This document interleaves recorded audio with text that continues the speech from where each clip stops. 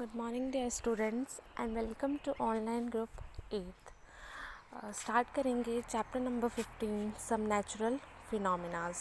Natural phenomenas जो nature में खुद ब खुद होते हैं नेचुरली, जैसे लाइटनिंग, साइक्लोन्स, ये जो भी चीज़ें हैं ये नेचर में खुद ब खुद होती हैं, सो इनको हम बोलते हैं नेचुरल फिनोमिना। फर्स्ट आता है लाइटनिंग। लाइटनिंग क्या होती है? जो भी जैसे हम बोलते हैं लाइटनिंग को electric spark.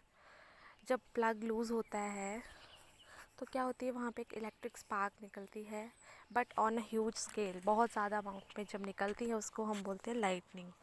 In ancient time people did not understand the cause of these sparks.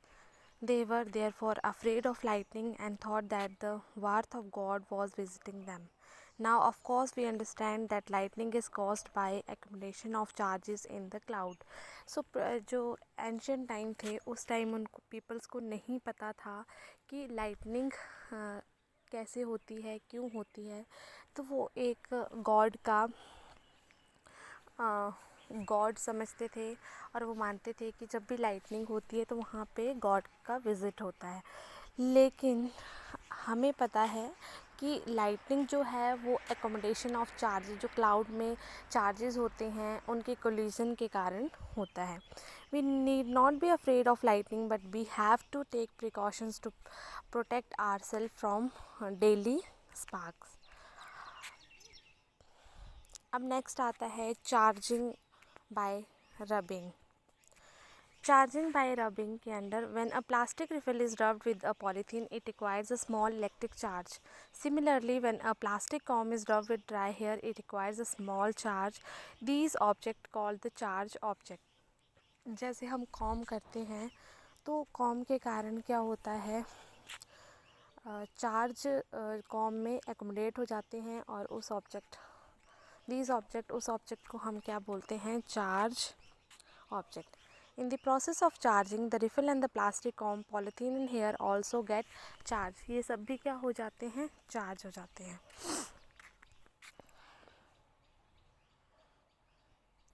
Next आता है types of charges and interaction. We will select some object from table 15.1 for the next activity. यहाँ पे दो balloons लिए, hang them in such a way that they do not touch each other. Rub both the balloons with a woolen cloth and release them. What do you observe? इसमें बोला है कि हमें दो balloons लेने हैं और उनको इस वे में हैंग करने कि वो दोनों एक दूसरे को टच नहीं करें. उसके बाद उन बैलून्स को हम किसके साथ रब करेंगे, वूलन क्लोथ्स के साथ, और उनको रिलीज़ कर देंगे. Now let you repeat this activity with the used pen refill. Rub one refill with polythene. Place it carefully in glass tumbler using the tumbler as a stand. Rub the other refill also with polythene. Bring it close to the charged refill. Be careful not to touch the charge and with your hand. Is there any effect on the refill in the tumbler? Do the two attract each other or repel each other? In this activity we have brought close together the charged object that were made of the same material. What happens if the charged bodies object made of different materials are brought close to each other?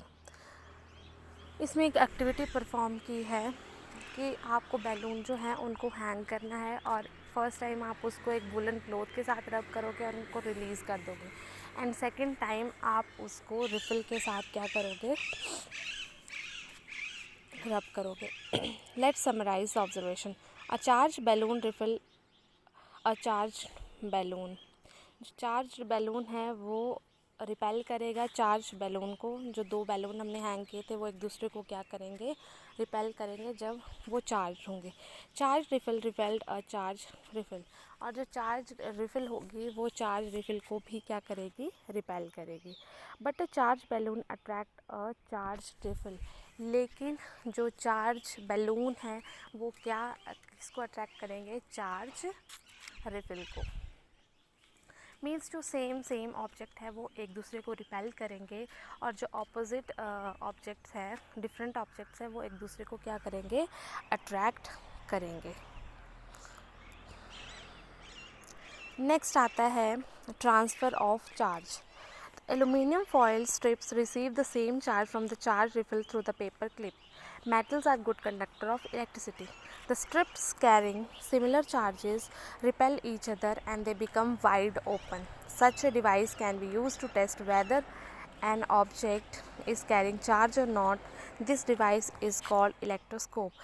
अब electroscope क्या होती है, एक ऐसी device है जो check करती है कि ऑब्जेक्ट ने चार्ज कैरी किया है या नहीं किया है। हमने पीछे पढ़ा कि जो सेम ऑब्जेक्ट होते हैं वो रिपेल करते हैं एक दूसरे को, एंड जो डिफरेंट ऑब्जेक्ट चार्ज बॉडीज़ हैं वो क्या करेंगी, अट्रैक्ट करेंगे। एंड इंस्ट्रूमेंट जो टेस्ट करता है कि ऑब्जेक्ट में चार्ज है या नहीं, उसको हम बोलते हैं electroscope. Thus we find that electrical charge can be transferred from a charged body to another through a metal conductor. अब जो इलेक्ट्रिक चार्ज है वो ट्रांसफ़र होता है चार्ज बॉडी में, किसकी हेल्प से, metal conductor. Thus we find that electric charge can be transferred from a charged object to another through a metal conductor.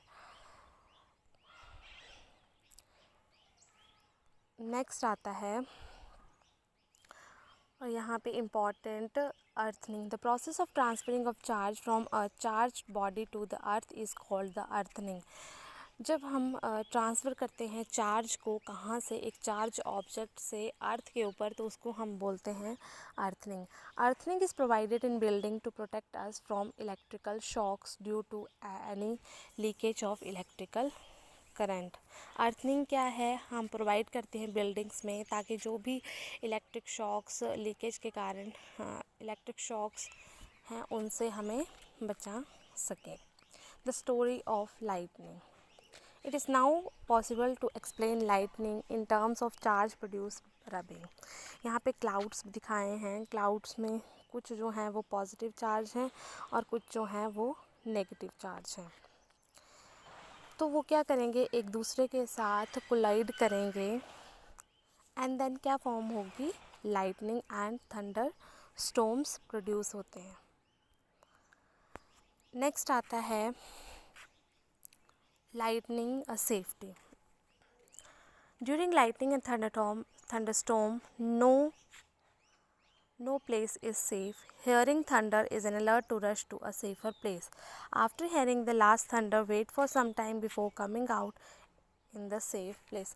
Lightning safety के लिए, मतलब जब भी हमें थंडर की आवाज़ आती है तो हमें क्या करना है, एक सेफ़ प्लेस में जाना है।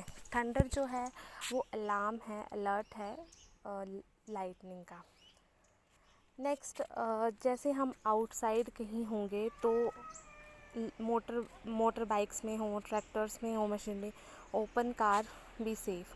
Open field, tall trees, shelter parks, elevated places do not protect us from lightning strokes.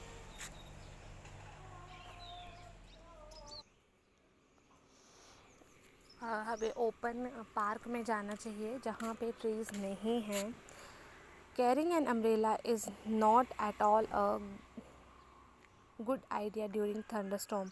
हमें अम्ब्रेला लेकर जो है वो नहीं खड़े होना चाहिए, क्योंकि वो एक गुड आइडिया नहीं है थंडरस्टॉर्म में, बिकॉज़ उसमें क्या लगी होती है, मेटल, और मेटल क्या है, good conductor of heat and electricity.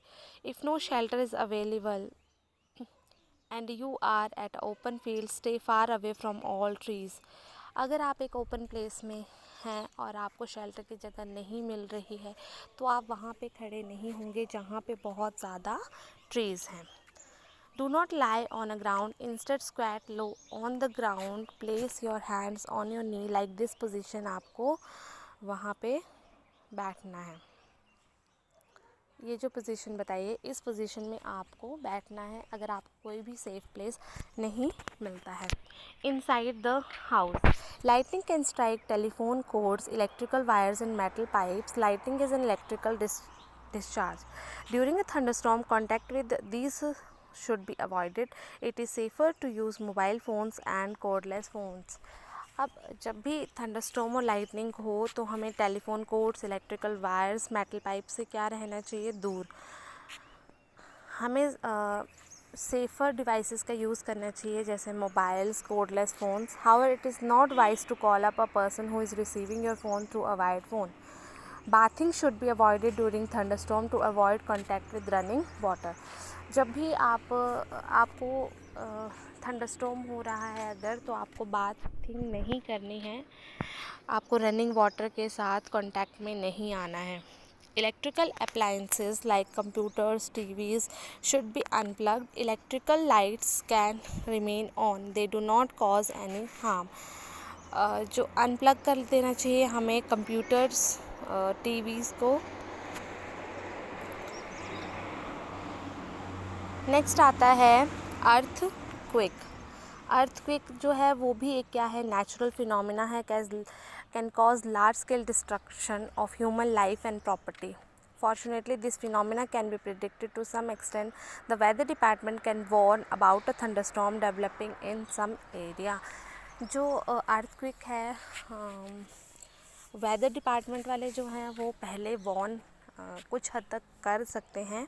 If a thunderstorm occur there is always a possibility of lightning and cyclone accompanying it.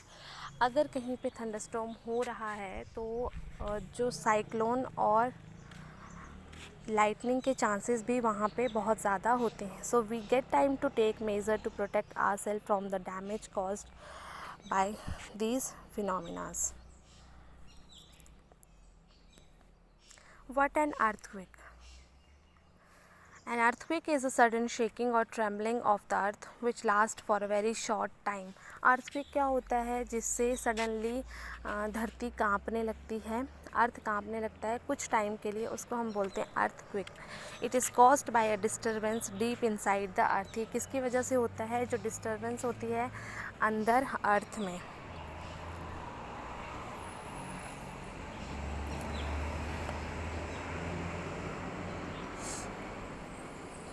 यहाँ पे इम्पॉर्टेंट है seismograph. The tremors produce wave on the surface of earth. These are called seismic waves. The waves are recorded by instrument called the seismograph. जो earthquake होता है, जब हमारी tremors के कारण वेव्स प्रोड्यूस होती हैं सरफेस, अर्थ के सरफेस में, तो उसको हम बोलते हैं सेस्मिक वेव्स. ये जो वेव्स हैं वो किस इंस्ट्रूमेंट से रिकॉर्ड की जाती हैं, सिस्मोग्राफ से. Protection against earthquake. सो हम क्या क्या प्रोटेक्शन ले सकते हैं. We know from the earlier pages that earthquake can not be predicted. We have also seen that they can be highly destructive. It is therefore important that we take necessary precaution to protect ourself all the time. People living in seismic areas where the earthquakes are more likely to occur have a specially prepared. First of all, the building of these zones should be designed that they can withstand major tremors. Modern building technology can make it possible. जिस भी area में ज़्यादा earthquake के chances हैं वहाँ पे लोगों को पहले से प्रिपेयर होना चाहिए. बिल्डिंग उस वे से बनानी चाहिए ताकि वो अर्थक्वेक जब भी आए तो उससे कोई भी डिस्ट्रक्शन नहीं हो. यहाँ पे है, if you are at home during earthquake take shelter under table and stay there till the shaking stops. आपको कहाँ पे शेल्टर लेना है, टेबल के नीचे, और जब तक शेकिंग ख़त्म ना हो जाए. Stay away from tall and heavy object that may fall on you.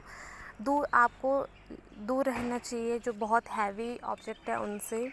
If you are in bed do not get up. Protect your head with a pillow. अगर आप बेड में हैं तो आपको वहीं पे रहना चाहिए, पिल्लो अपने हेड के ऊपर रख के. If you are outdoors find a clear spot away from building, trees and overhead power lines drop to the ground. आपको एक क्लियर ग्राउंड की तरफ जाना है जहाँ पे ना ज़्यादा बिल्डिंग्स हों, ट्रीज़ ना हों. Okay. If you are in a car or a bus do not come out. Ask the driver to drive slowly to a clear spot. Do not come out till the tremor stop. अगर आप गाड़ी में हैं या बस में हैं तो आपको बाहर नहीं निकलना है. आपको ड्राइवर को ये बोलना है कि आप किसी क्लियर स्पॉट में जाएं और जब तक ट्रेमर स्टॉप नहीं होते हैं तब तक आपको गाड़ी में ही रहना है। Thank you student, I hope आप पिछला काम कर रहे होंगे और ये चैप्टर भी आपको समझ आया होगा।